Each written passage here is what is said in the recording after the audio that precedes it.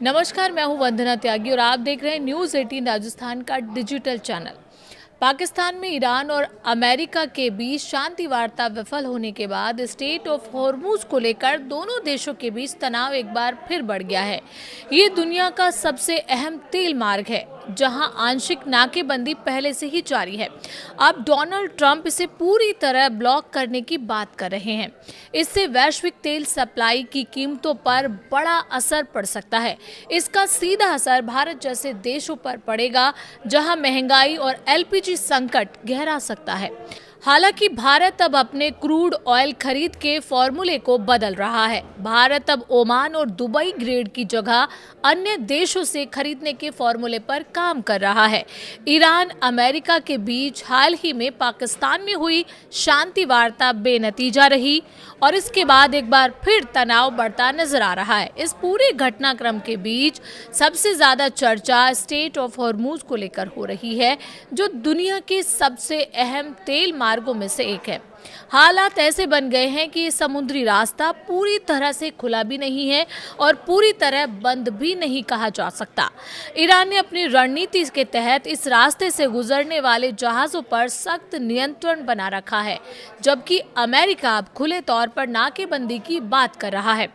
ऐसे में सवाल उठता है कि जब ये रास्ता पहले से ही सीमित रूप से काम कर रहा है, तो फिर इसे पूरी तरह ब्लॉक करने की जरूरत क्यों महसूस हो रही है? और इसे पूरी तरह से ब्लॉक कर दिया गया तो भारत पर इसका क्या असर होगा? दरअसल इस पूरे मामले में राजनीति, रणनीति और अर्थव्यवस्था तीनों एक साथ जुटी हुई हैं। एक तरफ ईरान अपने आर्थिक हितों को बचाने के लिए इस रास्ते का इस्तेमाल कर रहा है, तो दूसरी तरफ अमेरिका उस पर दबाव बनाने के लिए इसी रास्ते को हथियार बनाना चाहता है। ये स्थिति एक तरह से तेल की जंग जैसी होती जा रही है, जहां हर फैसला सीधे दुनिया की अर्थव्यवस्था को प्रभावित कर सकता है। भारत जैसे देश जो अपनी ऊर्जा जरूरतों के लिए बड़े पैमाने पर आयात पर निर्भर है, उनके लिए ये संकट और भी गंभीर हो सकता है। ऐसे में समझना जरूरी है कि आखिर स्टेट ऑफ हॉर्मुज को लेकर ये टकराव क्यों बढ़ रहा है और इसके पीछे की असली रणनीति क्या है। बता दें, भारत के विदेश मंत्री एस जयशंकर ने रविवार को यूएई के राष्ट्रपति शेख नायान के साथ एक अहम मुलाकात की। भारत अब क्रूड ऑयल के मामले में अलग रणनीति अपना रहा है। भारत ने क्रूड ऑयल बास्केट के फॉर्मूले में बदलाव किया है।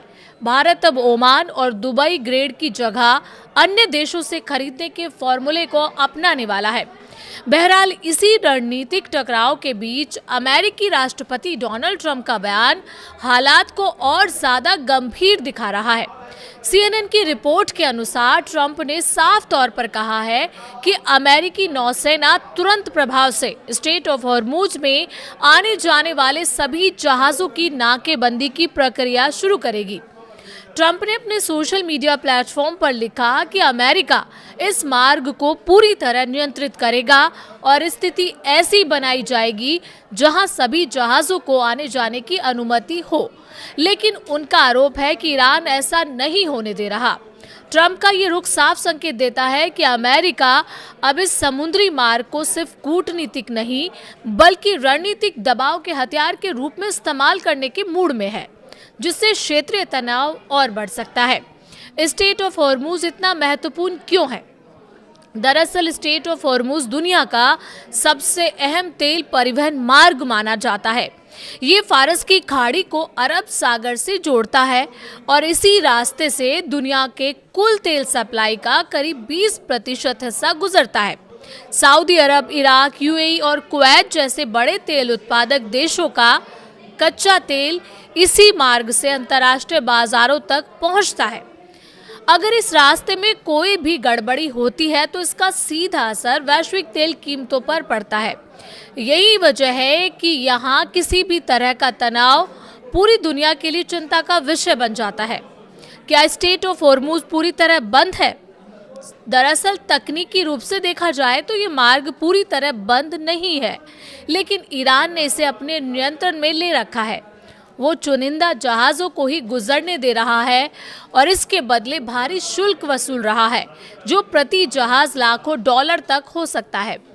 खास बात यह है कि ईरान अपने तेल टैंकरों को इस रास्ते से गुजरने की अनुमति दे रहा है जिससे उसकी अर्थव्यवस्था चलती रहे, यानी एक तरह की आंशिक नाकेबंदी है जिसे नियंत्रण ईरान के हाथ में है। डोनाल्ड ट्रंप नाकेबंदी क्यों कराना चाहते हैं? दरअसल डोनाल्ड ट्रंप की रणनीति का मकसद ईरान की आर्थिक ताकत को कमजोर करना है। अगर अमेरिका इस रास्ते को पूरी तरह ब्लॉक करता है तो ईरान का तेल निर्यात रुक जाएगा, जिससे उसकी आय पर बड़ा असर पड़ेगा। इससे ईरान की सरकार और उसकी सैन्य गतिविधियों को फंडिंग मिलना मुश्किल हो जाएगी। हालांकि ये कदम जोखिम भरा है क्योंकि इससे वैश्विक तेल सप्लाई भी प्रभावित होगी और कीमतें तेजी से बढ़ सकती हैं। अगर नाकेबंदी होती है तो दुनिया पर क्या असर पड़ेगा, ये भी बड़ा सवाल है। दरअसल अगर स्ट्रेट ऑफ हॉर्मुज़ पूरी तरह बंद हो जाता है तो इसका असर पूरी दुनिया की अर्थव्यवस्था पर पड़ेगा। तेल की कीमतें अचानक बढ़ सकती हैं, इससे पेट्रोल डीजल महंगे हो जाएंगे। इसका असर ट्रांसपोर्ट, मैन्युफैक्चरिंग और रोजमर्रा की चीजों की कीमतों पर भी पड़ेगा। कई देशों में महंगाई बढ़ सकती है और आर्थिक अस्थिरता का खतरा पैदा हो सकता है। भारत पर इसका क्या असर पड़ेगा, ये सबसे बड़ा सवाल है। दरअसल भारत अपनी जरूरत का करीब 80% कच्चा तेल आयात करता है और उसका बड़ा हिस्सा खाड़ी देशों से आता है। अगर होर्मुज मार्ग प्रभावित होगा तो भारत के लिए तेल आयात महंगा हो जाएगा। इससे पेट्रोल डीजल के दाम बढ़ सकते हैं और महंगाई पर दबाव आएगा। साथ ही रुपए पर भी असर पड़ सकता है और व्यापार घाटा बढ़ सकता है, यानी ये संकट सीधे आम आदमी की जेब पर असर डाल सकता है। हालांकि भारत अब कच्चे तेल की खरीद में नई रणनीति अपना रहा है। देश ने अपने क्रूड ऑयल बास्केट के फार्मूले में बदलाव किया है।